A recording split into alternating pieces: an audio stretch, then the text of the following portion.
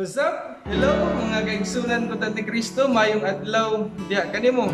Tinaot nga nakakaroon sa mayong kahintang no luyo ni ining coronavirus nga na encounter dinhi sa tibok Pilipinas, tinaot nga nakakaroon sa mayong na panlawas. Unang-una, daghang salamat sa mga nag-share, nag-like sa atong unang nga topic no katong about sa pesta. No sa mga susunod nga adlaw mag-isgo ta o mag-topic ta mahitungod sa rosaryo. Daghang mga kaigsunan natong dili Katoliko nagapangutana nganong kita mga iglesia Katolika naatay rosaryo. Uban po dato mga kaigsunan Katoliko wa pud kahibalo, wa pud kaalam, wa pud knowledge unsa pud ang rosaryo, no?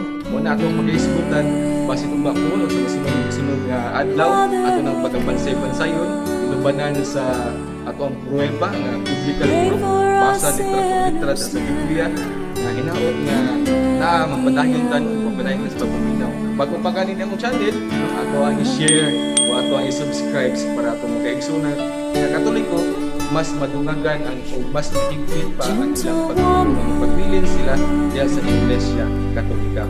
Natin na karon diya sa San Isidro Chapel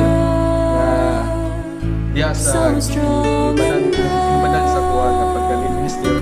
Daghang salamat. God bless kaigsunan.